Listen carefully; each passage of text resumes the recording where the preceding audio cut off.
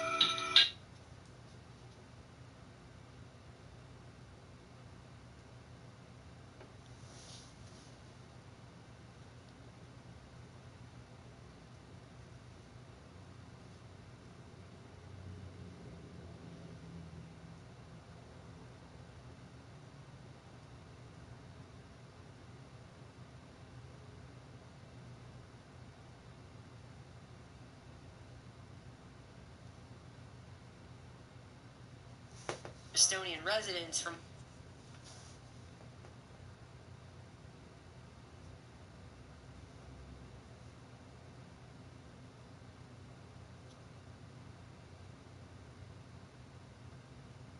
towards the African Americans in their own land.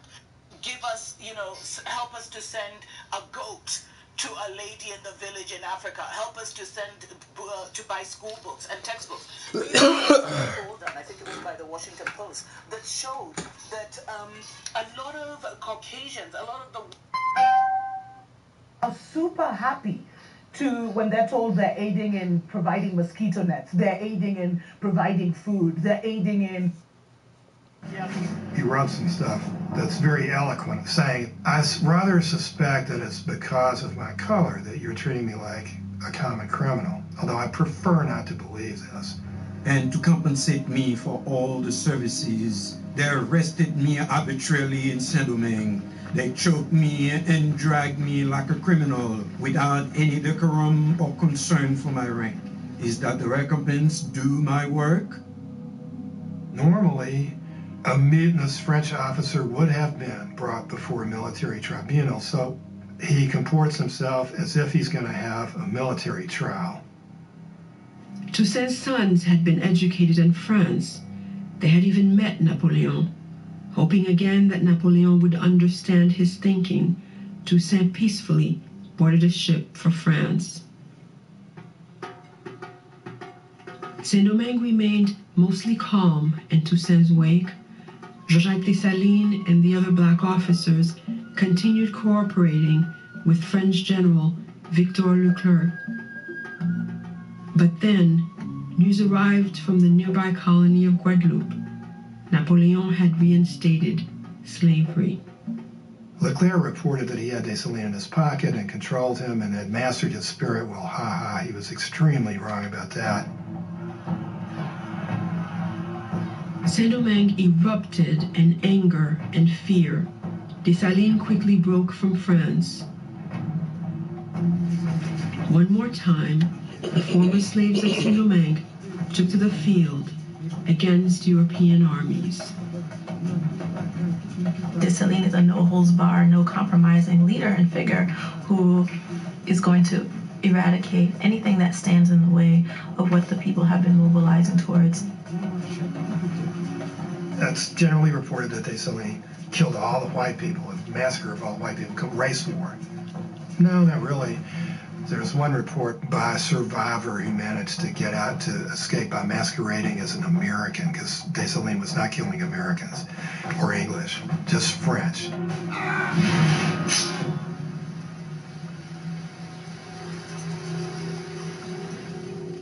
One fleeing white, Pierre Chazot, paused on a mountaintop to observe the devastation.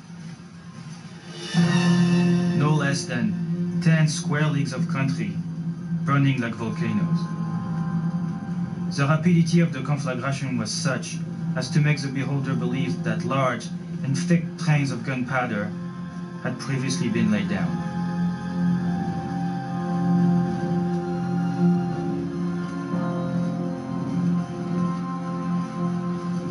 The war becomes this extreme scorched earth kind of campaign in which Dessalines and others burn the towns in order to basically leave the French with no choice but to depart.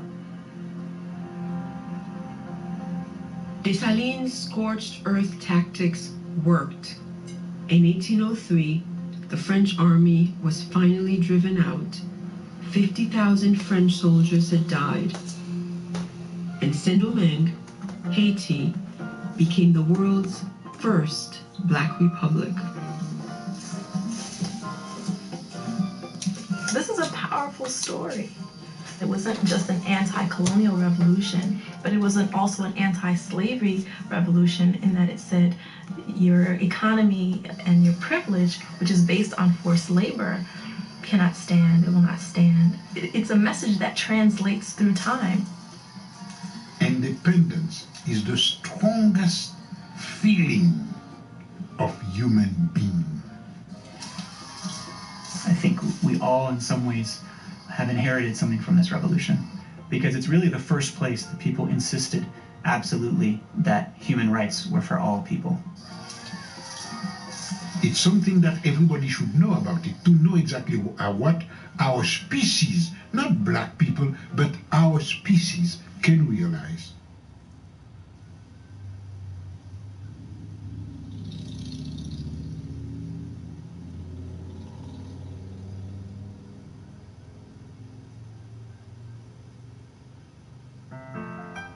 Good comics are born, they're not made.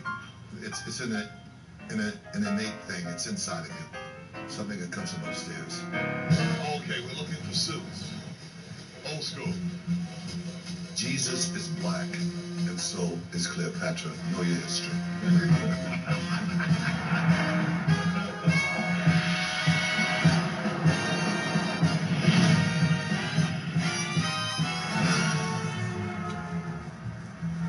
The Bible says Jesus is black. It describes it. Hair of wool, skin of bronze. So he had to be black. And the sun was close to the earth then. Everybody was black. But it makes it more fun for Jesus to be black.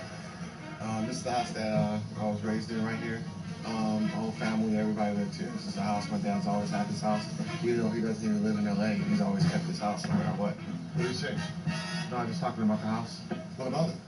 That, you grew up here? Yeah. Hopefully. Hey, you did. This is nigga barbershop. This is where the niggas all get their hair done. So when the police want to come get niggas on probation, come in here and get all of them. Rest all these niggas. Come on.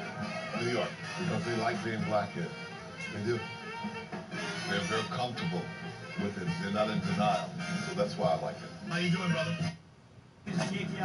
He wrote some stuff that's very eloquent, saying, I rather suspect that it's because of my color that you're treating me like a common criminal, although I prefer not to believe this. And to compensate me for all the services, they arrested me arbitrarily in Saint-Domingue.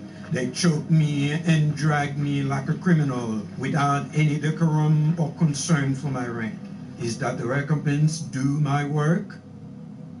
Normally, a mutinous French officer would have been brought before a military tribunal, so he comports himself as if he's going to have a...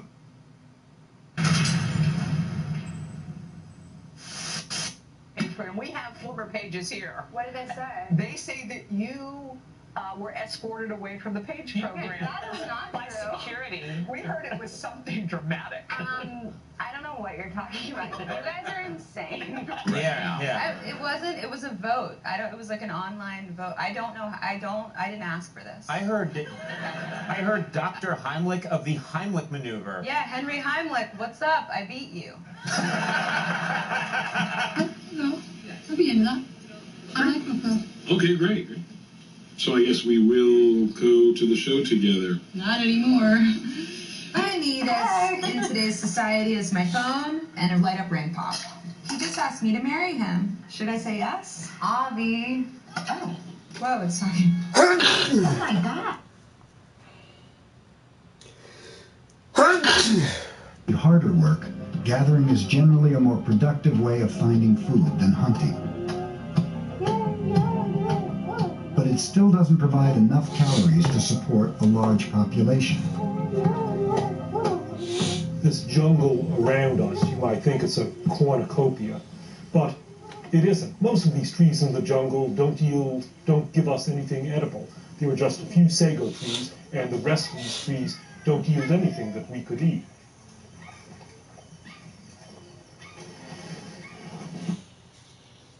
Weird shit I've seen as a Marine. Yo, you want to hear a weird ass story? What up? Yo, more than likely, this story is fucking fake. But just how this dude tells this story is pretty good the way he tells it. Weird shit I've seen as a Marine.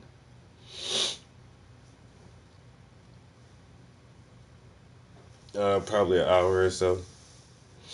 I just really came out. Ain't did shit. I've been fucking around on my phone for 20 minutes.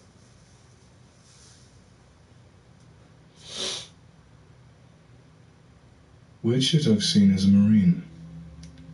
By 035 None. Growing up playing video games and watching war movies, I didn't think twice about joining the Marines, so I could be in the infantry. I went through all the training and unwelcome hardship that makes you really reconsider your decision.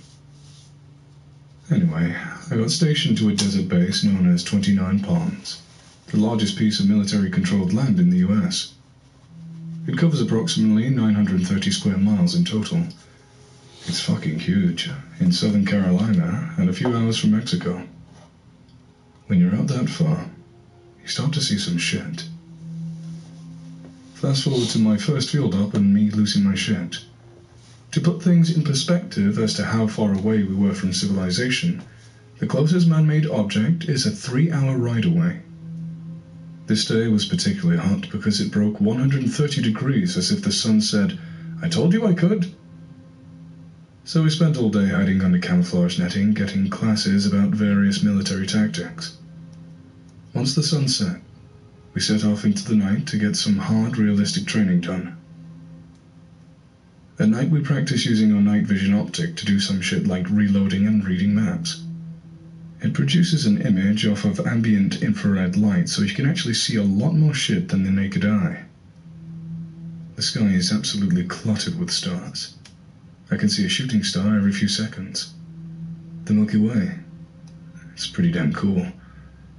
Finally, after roaming around aimlessly for what felt like forever, we head back and were granted a few hours of sleep. I lay down and start to drift off. I'm suddenly woken up after what felt like 10 minutes, and I get up instantly. "Get up, bitch. You're on watch." God damn it.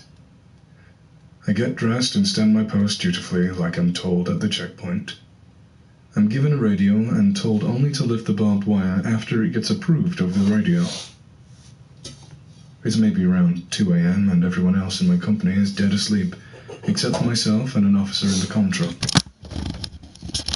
All I can hear are the coyotes. I decide to start looking at the stars with my night vision. I hear a coyote yelp off in the distance, and I think nothing of it. A few minutes later, another Marine comes over a small hill in front of me. Nothing crazy, probably taking a dump. He walks towards me, but his eyes don't really reflect the light. Rationally, one of us is probably dehydrated, so I think nothing of it. He approaches me, and after a few seconds of staring at me, he simply says, "Can I come in?" His voice didn't sound right. No inflection or questioning tone. Weird. I asked him,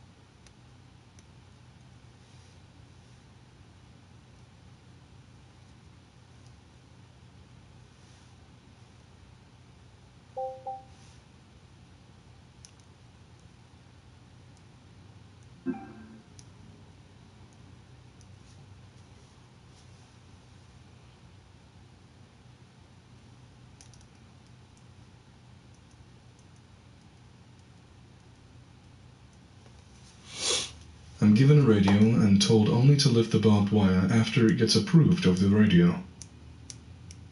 It's maybe around 2 a.m. and everyone else in my company is dead asleep, except for myself and an officer in the comm truck. All I can hear are the coyotes.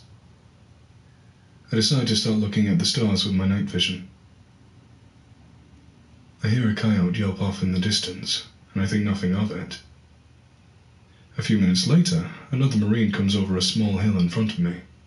Nothing crazy, probably taking a dump. He walks towards me, but his eyes don't really reflect the light. Rationally, one of us is probably dehydrated, so I think nothing of it. He approaches me, and after a few seconds of staring at me, he simply says, "Can I come in?" His voice didn't sound right. No inflection or questioning tone. Weird. I asked him what his name was and why he was out so far taking a dump. He tells me his name, Sergeant Wright, and he ignores my dump question. Same weird voice. Granted, I'm new to the unit, so I don't know anyone named Sergeant Wright, but I still had to verify it. Maine, this is Road Guard 1. There is a Sergeant Wright requesting entry, over. Road Guard 1, this is Maine. There is no Sergeant Wright in this company, and the closest unit is 25 miles away. Make sure... Shit. Get the fuck back here right now. Don't let him in, and don't look at him. Just run. As the weird dude started to hear this, his face changed to severely angry, like he wanted to rip my throat out and drink my blood. By the time I got back, everyone is awake. All of the vehicle lights are turned on and everyone's packing up, scrambling into the trucks. We leave a lot of shit behind, like tents, water and food, and drive the entire 3 hours back. I never got an explanation from anyone but my squad leader, who was a simple backwoods kind of guy, who bluntly said that whatever I saw wasn't asking to get through the gate. I never really understood what he meant by that until I discovered creepypasta no sleep. More to come. Trying to do these in chronological order as fast as I can. As you can guess, they get crazier as they go. Okay, so these are all in chronological order, starting with my first day out in the desert, which I've already said. And now for the mountain edition. After my most recent creepy experience with weird-looking people scaring the fuck out of me, we went somewhere much more terrifying. A remote little Marine Corps base called Bridgeport. It's a national forest just north of Yosemite. It was built to train Marines in the art of mountain warfare. There's a lot of mountains. It's cold, it's windy, and if you ever go there, you'll hate your life too. Anyway, when we first get there, we stay in these creepy concrete huts with bunk beds in them. There's a bathroom and some showers, and that's about it. You fight over your outlets to charge your electronics, and there's not really any heat besides a bunch of Marines cramped into one area. The first few days are miserable. Your body has to adjust to the new altitude. The air has less oxygen, so physical work and exercise plays out in slow motion. Oh, and you're constantly tired and all you want to do is sleep. There isn't much in terms of fresh food, and things can get pretty bleak if you have the wrong mindset. You wouldn't believe me if I told you that these were the better times. Eventually, we marched into the mountains carrying our ridiculously heavy packs, stuffed to the brim with warming layers, food, water, and nicotine. The first few days were easy. We would hike all day and stop to rest and learn a few things on survival and such. There was some snow in the lower parts, but not a ton, thankfully. Around the fourth night, someone had the awesome idea of making us practice our nighttime navigation skills. I am a pretty decent navigator myself, so I was up for the challenge. No big deal. They hand out the compasses, maps, and protractors, and set up an elaborate system of how to get to the finish line. It was staggered so people weren't walking all over each other. This is where things get interesting. I'm in the woods. It's dark and cold. I hate my life, so I'm stumbling through the trees and brush loud as hell without a care in the world. I just want to finish this dumb training so I can go to sleep. I get to the first point easily because there was some moonlight shining through the trees. The second one was a place in a fucking river, and I still remember how livid I was standing in the river, copying down the word donkey etched into an ammo can on the top of the rock. In a freezing cold river. Wet boots will drive a man insane. I stop to squeeze out the moisture from my socks, and I get this primal feeling that I'm being watched. I stand completely still, and all I can hear is my heart beating. No wind or wildlife, just me. My first thought is that it's a Marine trying to piggyback off my success. I put my soggy boots back on and do what anyone would do. I crest the next hill and stop so I could listen. Nothing. Maybe I'm just freaking the fuck out. Screw this. I keep walking. 10 minutes later, and I get the same feeling. Any rookie stalker knows that you have to match the person's steps so they don't hear you. So I start to randomly stop or change my step. After a few wholehearted tries, I don't hear any footsteps. But I do hear breathing. If it's a mountain lion or something crazy, I have no choice but to keep walking and hope I can pull out my dull Gerber knife out in time. About this time, I get to the third point and plot my final point. It's near a road, so I cut straight east and literally book it up the road. I still felt like I was being followed the entire time, but I felt safer because I could hear the low roar of a Humvee engine up the road. Looking back, I led whatever it was right to the rest of us. That was a dumb mistake. Nothing else happened that night. Everyone else gives up and just uses the roads to make it back to camp. Those who don't make it back are told to walk towards the sound of the beeping horn. Funny. I finally get to sleep in the safety of numbers. We use the next day to remediate our nighttime land-nav skills and refuel our bodies with food. Once the sun sets, we march off into the mountains in a file. Unfortunately, since I carry a rocket launcher, my natural position is in the back, but not the very last, so that's a positive. We spend the early night hiking. We're moving very fast and probably 20 meters spaced apart. At times, it was coming to lose sight of each other. All of us were slowly getting exhausted. Suddenly, shit just gets dark.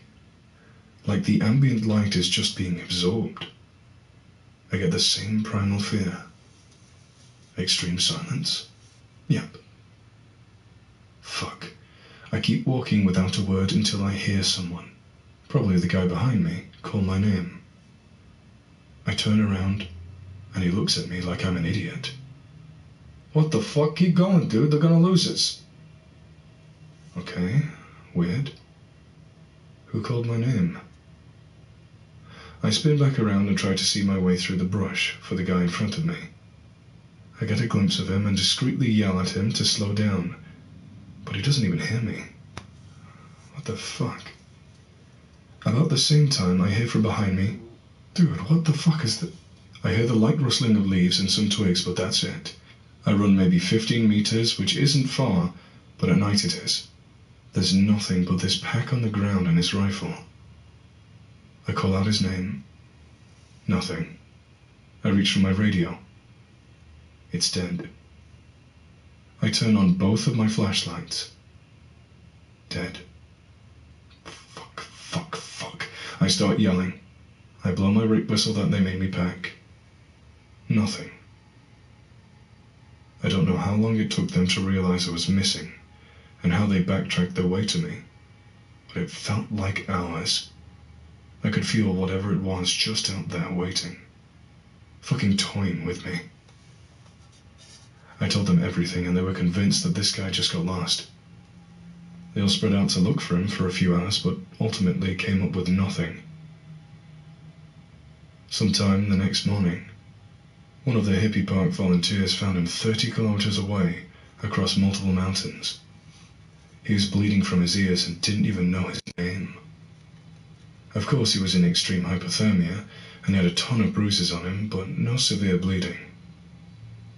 They ended up getting a helicopter to take him to the closest hospital. Following the mysterious incident, I was told that I was going to be sent down the mountain to answer a few questions. To be honest, I was relieved. It was cold and I didn't want to hike anymore. Everyone else in my company just sort of believed what they were told. He came down with mountain sickness and just walked 30 kilometers over the course of a few hours. I tried to tell a few people about all the crazy shit I'd been noticing, just to make sure I'm not going crazy. Before anyone could respond, my squad leader pulled me aside and told me, "Don't talk about these things, okay?" Maybe he knew something I didn't. But yeah, cool, they just sent us up here, knowing something was fucking off. Typical military bullshit. Just stick our heads in the sand and pretend everything's great.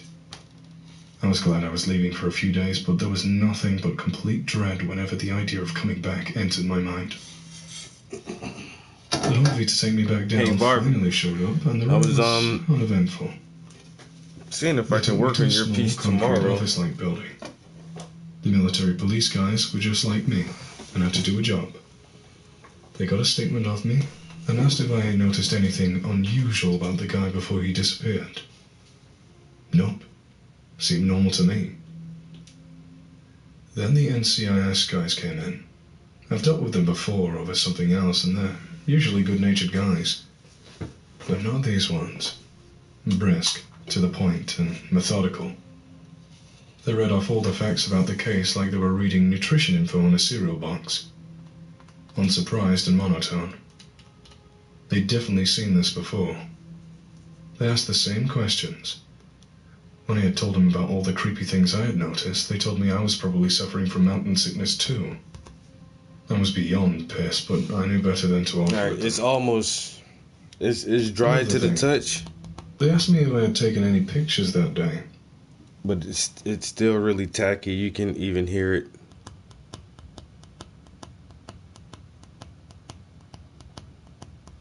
No, it's not wet. So maybe tomorrow or the following day, I have a poem that I want to put here, and so I'll incorporate the poem and try to write it in a nice calligraphy, and then let that dry, and then it'll be ready to ship. It's getting there.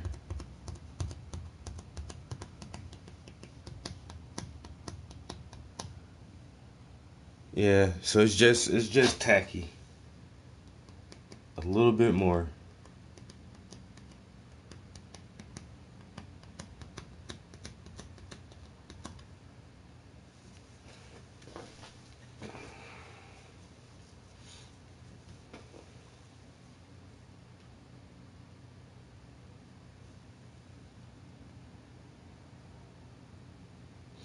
Oh, no, thank you.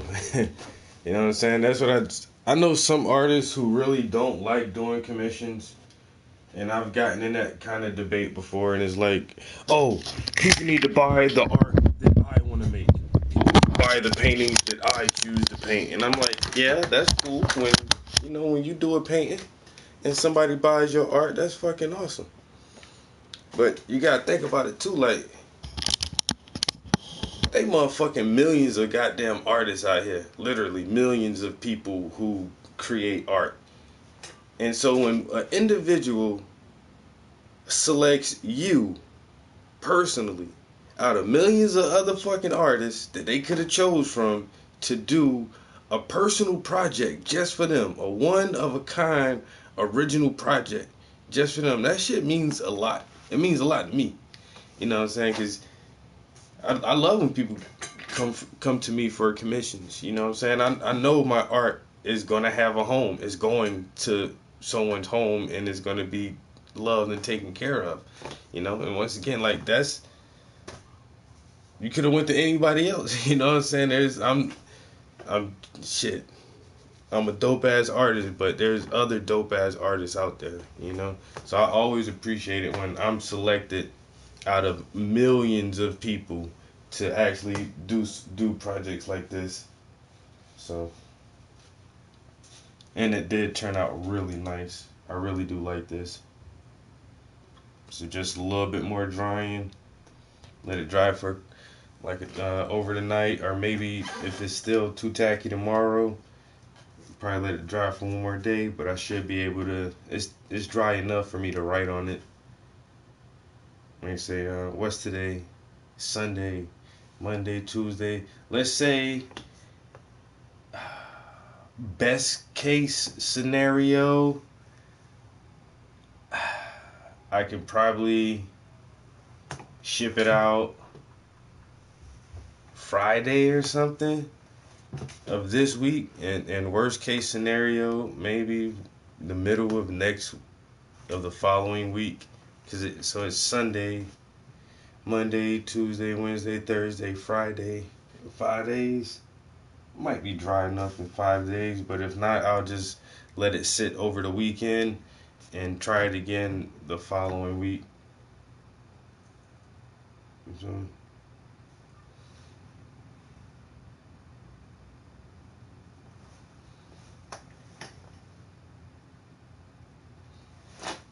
yeah, but you'll have it.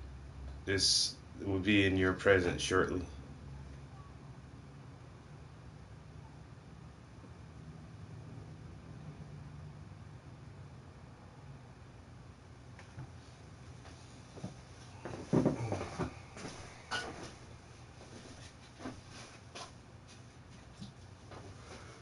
No, I don't do no porn art. Okay, cool. That's what's up. That's what's up. So, good. Just as long as I know it has enough time to dry. That's the main thing, because when they ship it, they put like bubble wrap and all kind of stuff on there. So that paint needs to be completely dry to the touch before I put it in the mail. And some people, you know, want the turnaround time to be like a week or two, and it's like, I can't do it that fast. You know what I'm saying? Even if I can finish a painting in a week or two, it still needs a week or two to dry. Like, it still has to dry. But yeah, as long, just trying to keep you on a realistic time frame about the dry time. So they say if you're not in a rush, then it's great. We got plenty of time. I'll make sure it's good and dry before I ship it off, and I say you'll have it in a couple weeks. You know, I know one girl. Her cousin was getting married in 2 weeks, and she sent me, and that's why I always say 2 weeks. And it's like, she sent me a picture, and she was like, "Oh, can you do this?" And it's something very similar to yours, you know, a couple. And I was like, yeah. She's like, okay, cool. My cousin's getting married in 2 weeks, and I want to present it to her at her wedding. Like, you want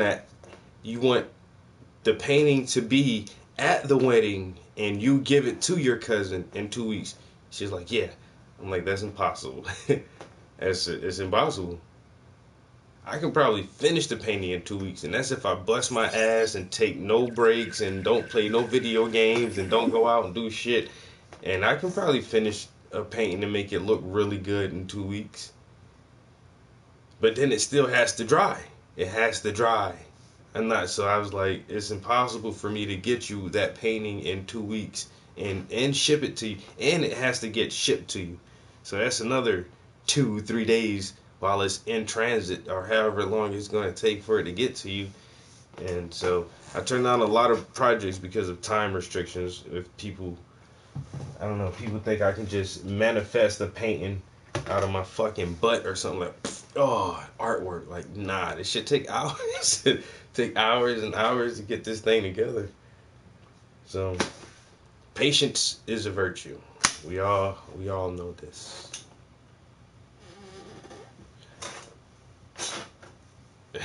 Use a heat gun. That's the thing, like, oil paint doesn't really dry. It's oil. There is no water in it. So people are like, oh, just use a heat gun and heat it up. Like, not. And then if you use a heat gun, you'll put a skin on the outside of the paint, and the inside of it will still be wet. Oil paint has to cure. It has to kind of like oxidize, kind of like rust almost.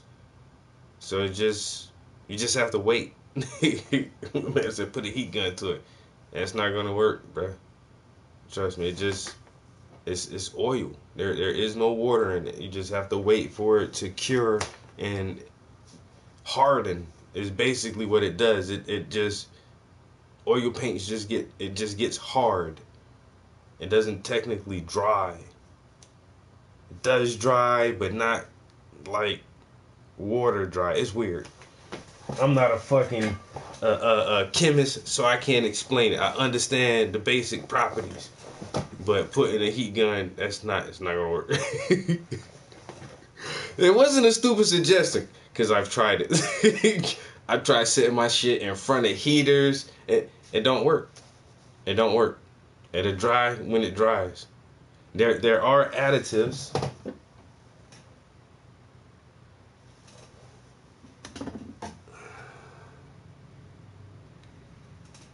You can put some drying linseed oil. Now you can add some of this to your paint, and it speeds up the drying process slightly.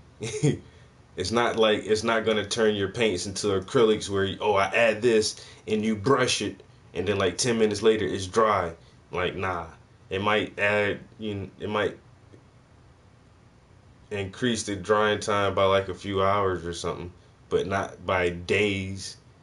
And then on top of that, for some reason, the yellow pigment in here is very strong. It's see-through, but it's still very strong. So if you use this with like whites or any bright colors, it will actually tint the color and make it a little bit yellow. So I use this sparingly, and I normally use this with darker colors, blues, browns, reds, colors that you won't actually see this in. But yeah, it's just, I don't know, like I said, it's oil paint. You just get used to it. It dries when it dries. You do what I do, just tap it every couple days, and when the paint stops coming off, you know it's dry. That's when it's dry.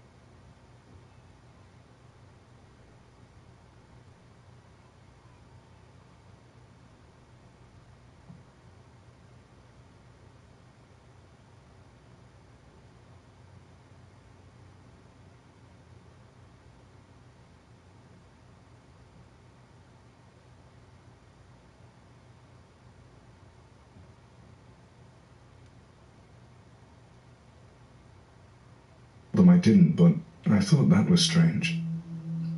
Next, they asked if they could swab my boots.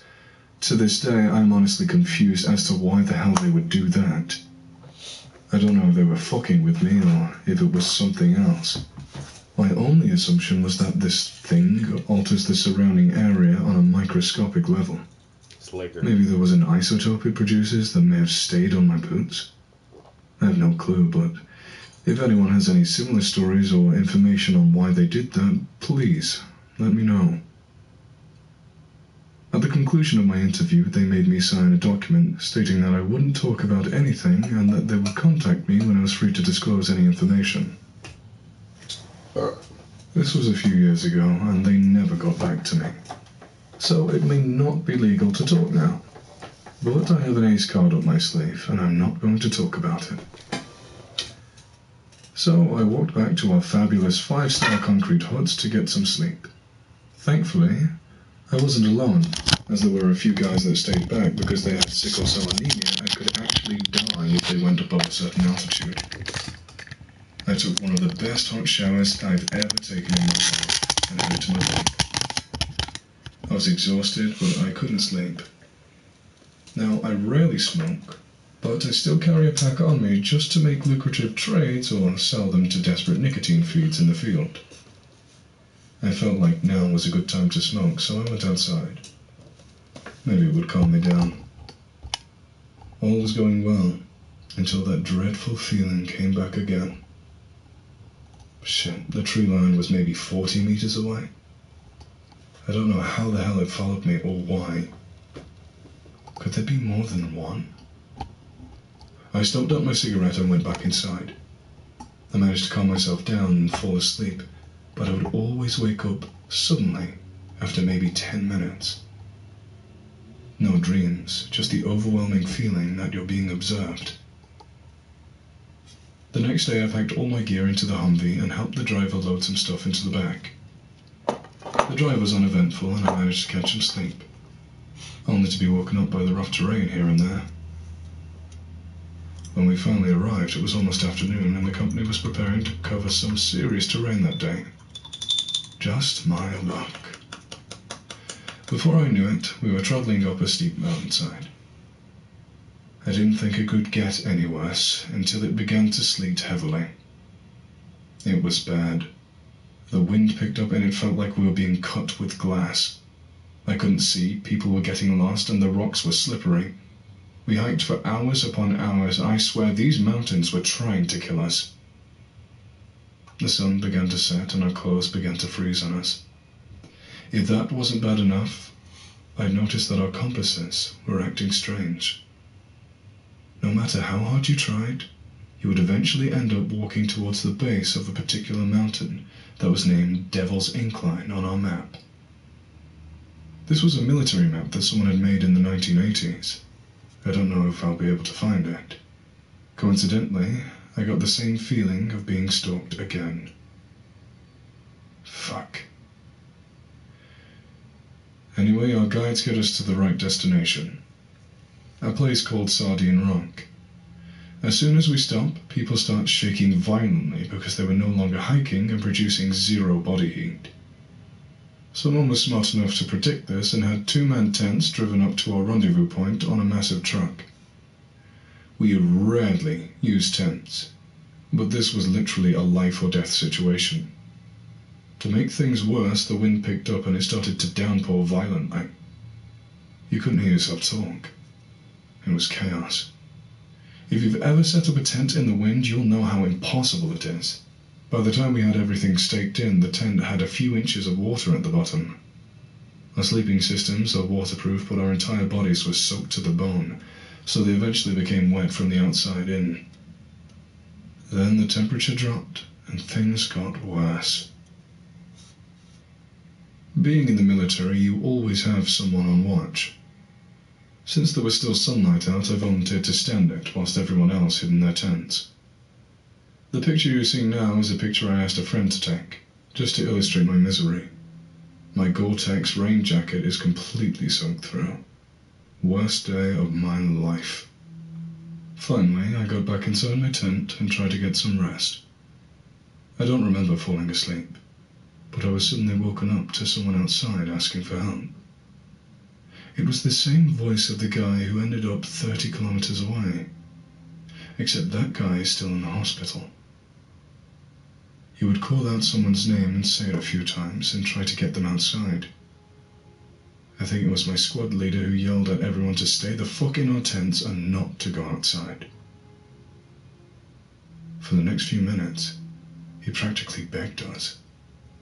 It sounded like he was in the tree line maybe 20 meters away, somehow guessing our names. Here it was, trying to break us down when we were at our lowest point. It could have gotten through our tents, but it wanted to fuck with us. Finally it stopped, and just as I thought it was gone, I heard it say my name twice, in a kind of haunting tone. And then a huge tree came tumbling down, and that was it. Thanks, Dick. Traumatized, everyone stayed inside their tents until we heard the trucks coming. Over the radio, we were told to pack our tents in less than 30 seconds and get on the trucks. We have no more than 5 minutes. I wasn't going to be the first one to step outside, so I waited until a good number of people got out. I've never seen a group of people move faster in my life. The tents were stuffed into their bags, poles bent, and bags were halfway on our bodies. People practically stumbled into the trucks. We were told that we were being evacuated due to terrible conditions, and that we were heading back to base. But we all knew the real reason. I was relieved to be out of the cold, but we were still on this damn mountain, and that thing would still be able to find us. When we got back, we all showered and got into dry clothes. No one talked. They just went to sleep and tried to understand what had gone down that day. Each and every single one of us realizing that we would likely go back up there in a few days.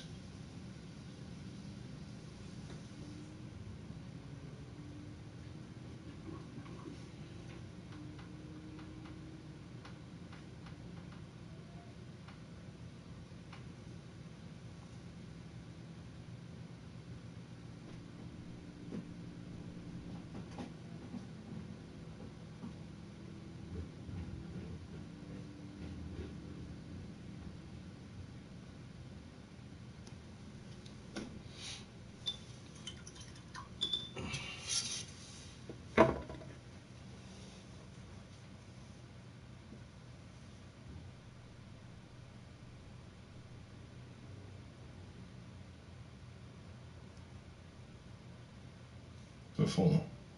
To those who don't know about Amboy, it's a 2-lane highway that cuts across the middle of the desert. So I didn't really have a clue on what... Things seem to have calmed down in the desert for a few months. We'll skip over the few uneventful field bumps and go forward to March. It was still miserably cold, and the wind still chilled us to the bone. But the sun stayed in the sky just a bit longer with each passing day. I'd just spent the rest of my Sunday packing and getting ready for an excruciating week-long field op. I'd become quite knowledgeable of all the ranges by now, each of them having their own story. Usually they brief us on what we'll be doing, but this field op was extremely tactical and our objectives on many different things, so I didn't really have a clue on what we were doing. The first day we drove out to some random compound with 4 walls. We dropped our packs and we waited there to get picked up by track vehicles, AAVs, all day and mostly slept. When the night hit, a terrible sandstorm engulfed us. You couldn't open your eyes for more than a few seconds. If you did, you could only see for a few feet in front of you. It was equally amazing as it was terrifying. Around midnight, the tracked vehicles showed up and we piled inside gratefully. What you're seeing now is a picture of them. We expected that we would go somewhere, but we ended up just sitting there for a few hours before abruptly starting driving in an unknown direction for about 2 hours. Then we stopped. We waited for what felt like an eternity. We weren't allowed out. The justification was that we could notionally be shot and put out of their little war game. Awesome. Finally, after about 10 minutes, we were allowed out to relieve ourselves and grab food out of our packs. We had only got a few minutes and it was dark outside, so that means I've just spent an entire day inside a vehicle. But at least the sandstorm had died down. A few hours passed by. I can't sleep sitting down on a tiny bench with 16 Marines crammed into a vehicle meant for 12. Everyone else is asleep except for one of the crewmen on radio watch. Suddenly, I hear a knock on the back hatch. It was clear as day. I nudge a few of the guys close by to get them to open the hatch, but most of them tell me to fuck off and go back to sleep. I play the clueless card and put my head down, hoping that whoever knocked would go away. The knocking continues for about 30 more seconds and then stops. Who the hell would be knocking anyway? We have radios for a reason.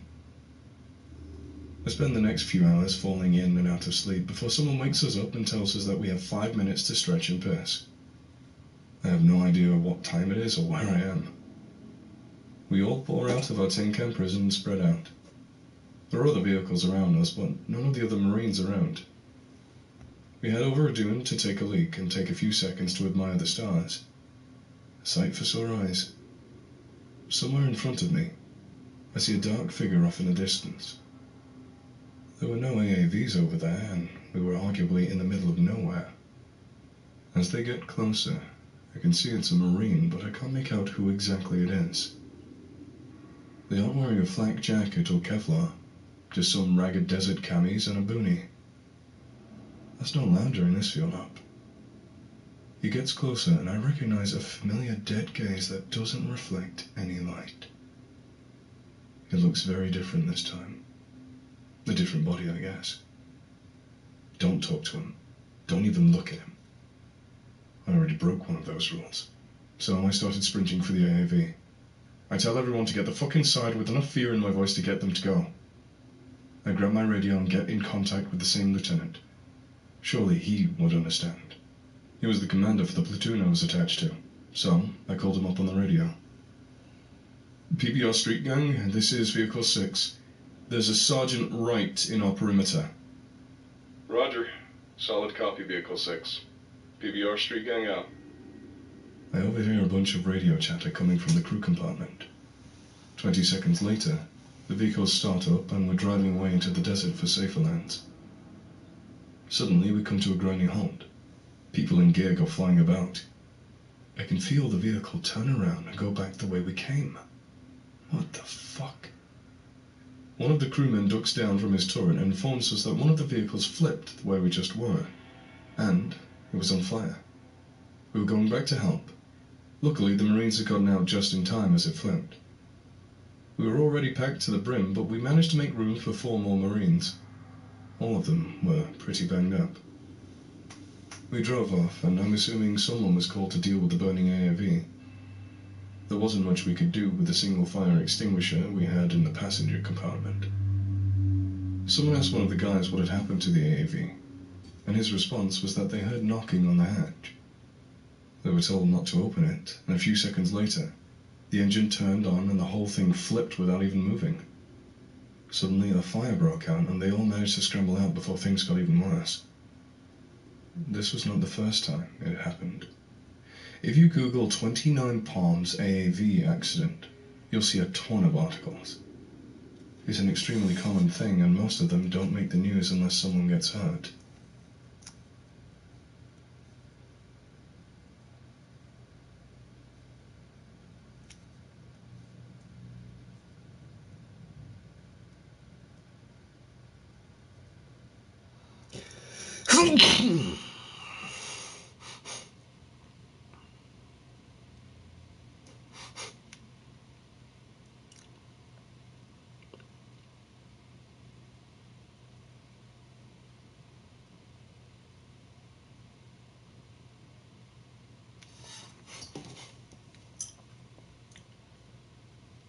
I thought I had some tissue in here. Oh. 15 Marines injured, 5 critically after vehicle burst into flames during training at camp.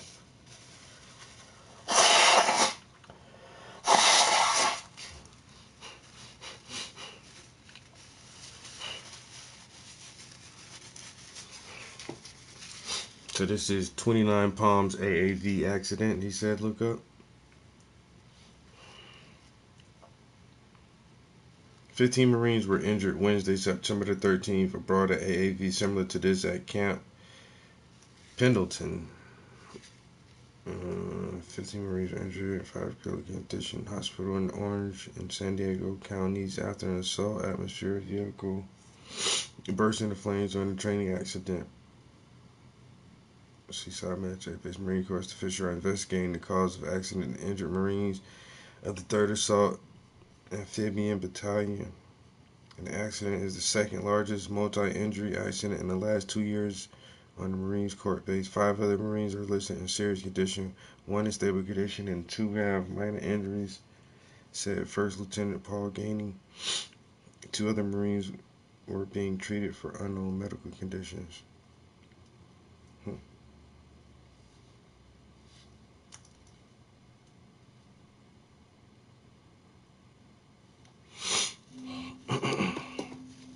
We spent the next few hours driving somewhere unknown. I had no clue where we were, but I could tell the train had a lot more hills and ditches by the number of times we banged my head. We'd gotten word that we were preparing for some big attack on a small town, so we spent the next 18 hours locked up in the tin can, occasionally moving short distances. The bad thing was that there was a fuel leak somewhere inside. All I could smell and taste were fuel. It was pretty terrible. We slept a lot, which made sense because we were being poisoned. Eventually, we'd stopped just outside of the town we were tasked with clearing. The ramp dropped and we stumbled out. The sun was bright and I felt blind. A few guys tripped because they were so lightheaded from the fumes, but I managed to keep my balance and started to run for cover behind the tank. A few other assaultmen followed me, and it was a terrible decision. Standing behind a tank is like standing behind a jet engine because of the heat coming from the exhaust. They quite literally burn jet fuel, JP8. I was only in the huge cone of heat for maybe a second before I ran around the tank and sprinted towards the town. Tripping over rocks and coughing up fuel from my lungs, we made it to the town. Pretty soon we discovered it was completely empty. It turns out that our enemy had been completely taken out by artillery and aerial assets. Mostly, of course. We spent most of the day airing out our lungs and appreciating the sunlight before we got back into the Amtrak and drove to a seemingly empty spot in the desert. As soon as we stepped out, we noticed that things started to randomly catch on fire.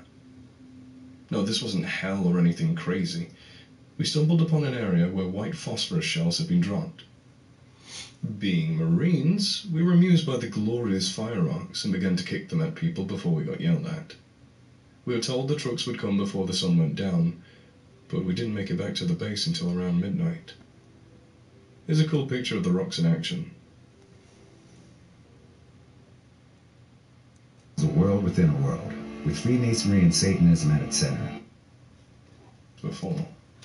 To those who don't know about Amboy, it's a 2-lane highway that cuts across the middle of the desert. You get the feeling that you're quite literally in the middle of nowhere. There's no cell phone signal for the most of the drive. If you crashed, it would likely be an hour or two before an ambulance could get to you. There are plenty of stories about satanic cult members laying down in the middle of the road, staging accidents to stop drivers. They ambush the unsuspecting Good Samaritans, and they're never seen again. The golden rule of this road is pretty much that you should never stop. If you see someone on the road, just keep driving. Yo, Jersey. What's good, yo? There's probably a good reason that I never see any truckers or cops on this road. Anyway, the ride to Vegas from base takes about 3 hours. We hit the road pretty late, and it was this dude is telling some weird ass stories. Visibility was hard to believe they're real. All about. I had the great idea of drinking tequila in the passenger seat to make time go by faster.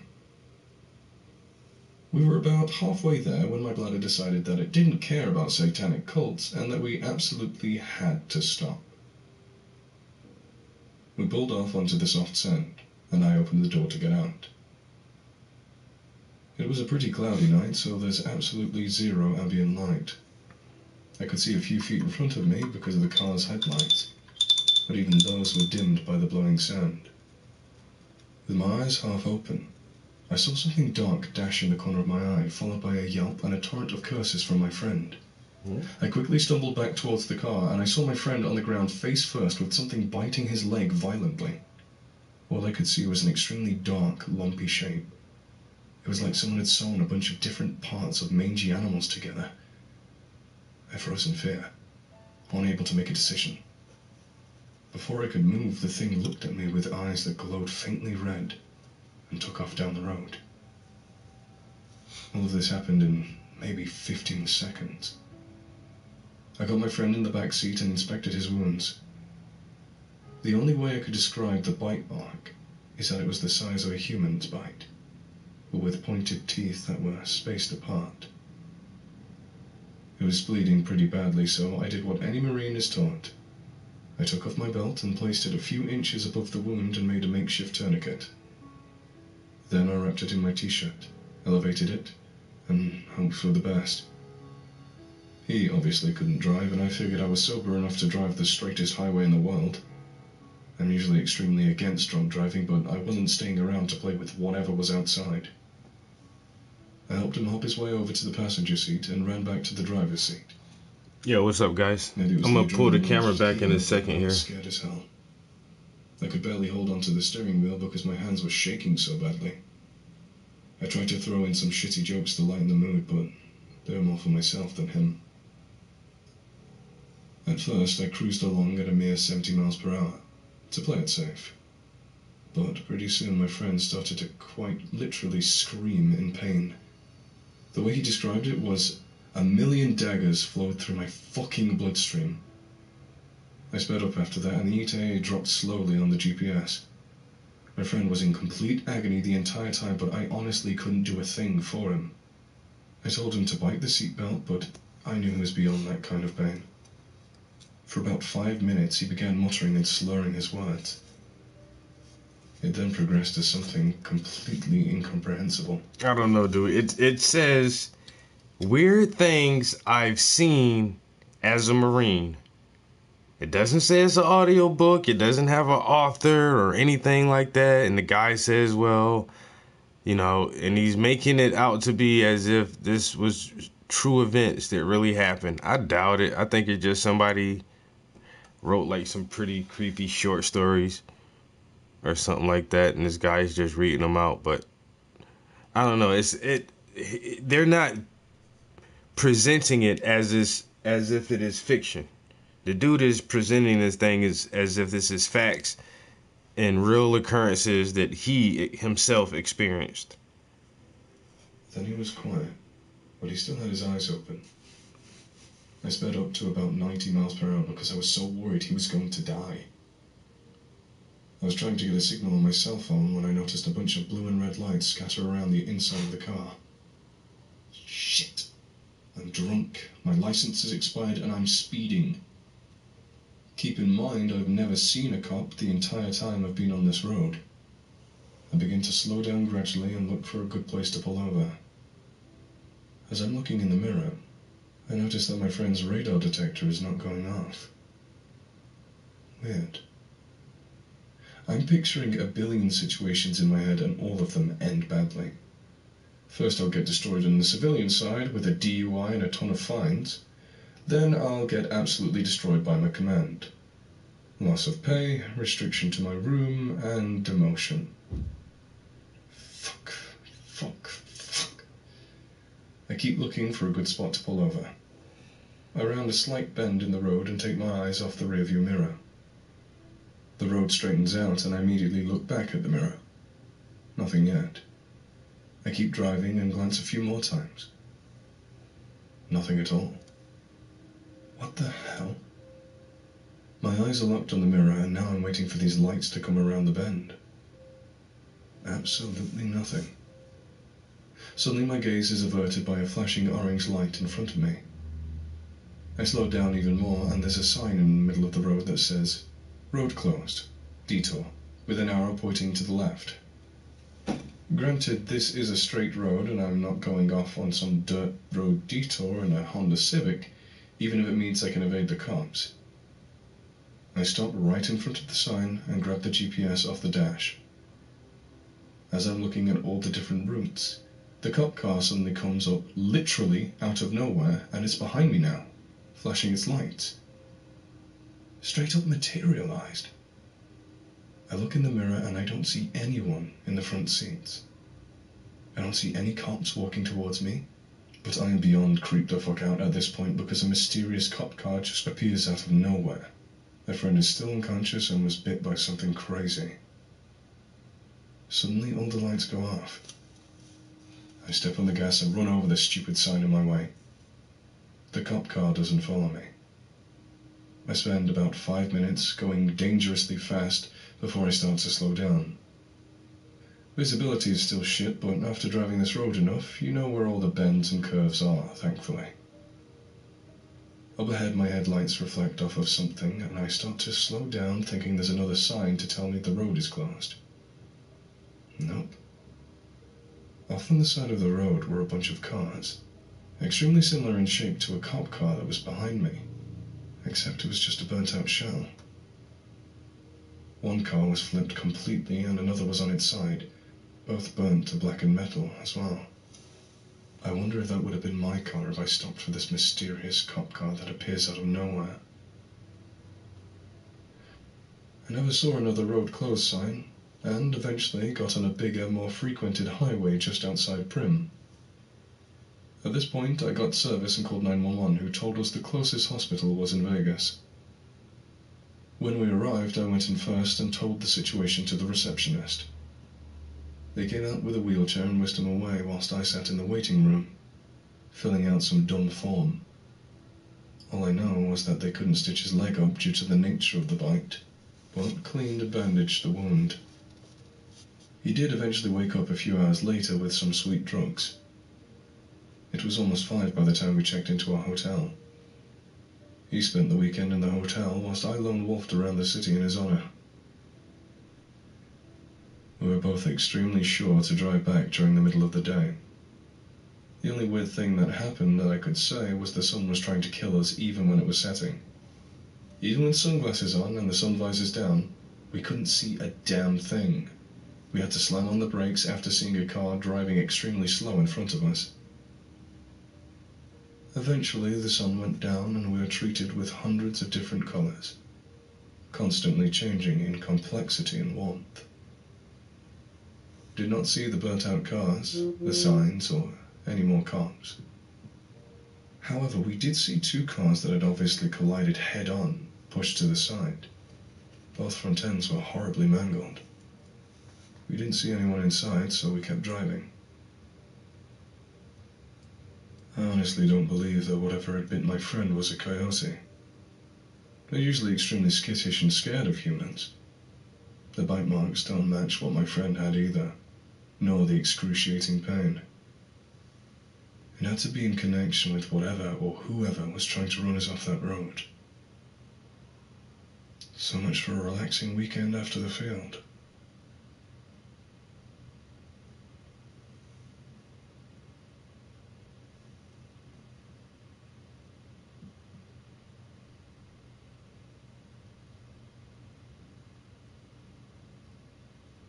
I'm going to take a break from chronological order for a moment to briefly talk about something more recent. If you follow me on Twitter, you'd know that I went out on another field op last week. I happened to be going along another ghost town, also known as MOUT towns. This one was much smaller and not that far away from the base. There were maybe 8 buildings in total, and they varied from a single story to 3-story buildings. Here's a picture from outside the town. We spent all day hiking to this town. It was just about late afternoon when we had finally set down our packs in the buildings. The bone-chilling wind decided to pick up, and temperatures hovered around freezing as the sun slowly disappeared. We spent the next 5 hours practicing various skills in an urban environment. Cleaning rooms, detainee handling, throwing frag grenades, etc. It got old pretty fast, considering I've been doing this for years now. Around 10 PM, we were given the go-ahead to get indoors and get away from the wind, and get some goddamn sleep in our warm sleeping bags. I took the first watch because I like to get a good block of sleep in. After an hour, I woke up the next guy and went to sleep. I was asleep for maybe 30 minutes before I was woken up with a nudge. I groggily emerged from my bag, and I noticed it was one of the newer guys who had just woken up for the watch. He'd been here for maybe a month or 2. My first words were, understandably, "What the fuck do you want?" Spit it out. For the last 10 minutes, I kept seeing these 2 yellow dots across the street. In the window. Okay. I was staring at them for a while until I heard what sounded like you to call me over. Except you were in your sleeping bag. Absolutely pissed beyond belief, I put my boots on, grabbed my rifle, and stormed across the street. I went to open the door, and it was locked. These doors don't have locks for safety reasons, so they must have barricaded the door or tied it. I went around back and tried the other door. Locked. Got it. Whoever was in there was a fucking dick for scaring the new guys and waking me up. As I walked back across the street, I heard a, "Where are you going?" But it definitely wasn't another Marine. The hairs on the back of my neck stood up as I stopped dead in my tracks. The voice was kind of a mix between a whisper, and it carried an icy, mocking tone with it. Yeah, fuck that shit, I'm going back indoors. I locked eyes with the guy who woke me up, and we both understood what the hell just went down. I told him to wake up the next guy in a few minutes and go back to sleep. I got back into my sleeping bag and drifted off to sleep as I tried to burn all the details into my memory. For you guys, of course. I didn't get woken up until sunrise. The wind seemed even fiercer and was still ungodly cold. Well, we were indoors luckily and the sun was rising. Not bad. Pretty soon we got the word that we had to move all of our packs and go about 100 meters from town. A few guys complained and griped, but we did as we were told. I was equally curious as to why we had to move our packs outdoors. The scuttlebutt was that a few guys, including the commanding officer, had some weird experiences in one of the buildings during the night. All of them refused to sleep in the buildings ever again. I drifted around whilst everyone was shaving and eating to see if I could shed some more light on the sudden exodus from the town. I found one of the guys that were in the building pretty quickly, and I asked him what he'd seen. Basically, The night started out with all the guys huddled around listening to my stories on YouTube so they could scare the newer guys. A few hours later, a few of them started having crazy nightmares about being in the town and some creature with cat-like eyes tearing them apart. Except they were kind of dreams that never ended. You wake up from one and you're in another. They never knew if they were in the real world. The guy on watch tried waking them up, but they just continued to breathe heavily, sob, whimper, and fidget. When they woke up, they were terrified and the message was clear. Get the fuck out. I didn't really know what to make of it all, but I told them to quit listening to my damn stories. Not here, at least. I'm assuming that this thing was in the building across from mine, but later messed with the other building for God knows what reason. We continued on with our day, and it was packed to the brim with training. During one of our few breaks, I decided to venture to the building that they were all staying in. I had a few guys come with me just in case, and it was pretty basic. A few chairs, a desk, a filing cabinet. I saw that there was a rug on the ground, and kicked it on a pure whim. I laughed when I saw the trapdoor. I opened it and looked down, but didn't see anything unusual. I decided to just take a few pictures and move on. Should have seen the door, and here's a painting on the wall. It may be a falafel menu or some voodoo shit. Translations are welcome. The rest of the day was pretty uneventful. We continued on into the night with our classes and training. It was mostly a blur. I had gotten back into my sleeping bag and uploaded the picture of the trapdoor onto Twitter and went to sleep. Around 3 a.m., I was woken up for watch and put on just about every warming layer I own because of the wind. It was a pretty dark night due to all of the clouds hiding the moon, but I could still see the outline of various bushes and shrubs on the skyline. I walked around for a bit to keep warm. I turned my back towards the empty desert, away from the wind. I thought of how nice it would be to get back into my sleeping bag. I'm coming. After about 15 minutes, I turned around out of habit and saw a large dark figure on the horizon, maybe 100 meters away. Just as soon as I saw it, it vanished. I made a mental note of the location so I could check it out the next day. I woke up the next guy and got a few more hours sleep before the sun came back up. Unfortunately, I didn't get time to wander off into the desert until around lunch. I grabbed a buddy of mine and we walked to where I was standing when I'd seen the thing. From there, we walked our 100 meters and we were just about to head back when we spotted some wood sticking out a little further away. We kicked a good portion of the sand away and realized it was another trapdoor. What the hell was a trapdoor doing this far out of town? Our packs were 150 meters from the town and the trapdoor was another 100 meters out. It just didn't make any sense to have a tunnel 250 meters away. I wasn't ballsy enough to open the thing, but I knew how to get a picture. My friend, the mortar man, is half honey badger and decided to open it just as I was taking the picture. We didn't go down, but he could see the bottom. Just an endless ladder. The rest of that day was uneventful and I didn't have watch that night. To be clear, we still trained in the houses during the day and early night, but we didn't sleep in them. I did hear from another close friend that he would get weird vibes from a few of the buildings when we were still in them during the night. The next day, we messed around with simulation rounds, which are basically 9mm bullets with a wax projectile filled with paint. I didn't get shot, fortunately, but they're about 10 times worse than a paintball from my past experiences. Instead of going to sleep that night, we'd gone back into the town to set up a patrol, where some guys would stand post, some would patrol, and some would rest.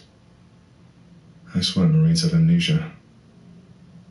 The night started out uneventful, just a few patrols. We didn't have any enemies, so it was purely just for practice. I slept for maybe an hour and a half, and then we stepped off onto another patrol around the town. It felt like a waste of time, but at least we were out of the buildings. When we came back, we were approached by a bunch of mortar men who'd asked us if we'd like to help them find their mortar system. If you don't know what a mortar is, it fires explosive shells out of a cannon into the air. It's not very heavy and can be effective at decent ranges. Apparently, the guys on the mortar system were all asleep with one guy on watch. He was dutifully standing in the wind, and then he wasn't. He woke up inside the house, and the entire mortar system vanished. He doesn't remember anything and swears he didn't just go to sleep to get away from the wind. This was one of my friends who went and checked the trapdoor out with me, so I trust what he says. Keep in mind, we didn't have an enemy that night, so no one would fuck around and steal shit. These things are extremely expensive, and no one would dare mess around like this. People still doubt him. The entire company was woken up at 4 a.m., and we searched everywhere inside the town in vain. Then we expanded outwards. After about 30 minutes of checking the same areas multiple times, I had an idea. I went over to my Mortarman friend and told him we should go check out the trapdoor in the desert that he opened. We grabbed a few other Mortarmen and told some other people where we were going. When we got there, the trapdoor was open. Despite how bad the wind was, I sure as hell was not going down there. But the Mortarmen were angry and decided to go down just to make sure. I didn't like that idea at all. 3 guys went down and it sounded to be about 10 feet. It was pitch black and the flashlights didn't really seem to do much. They were talking Alright, I'm about to get the hell up out of here.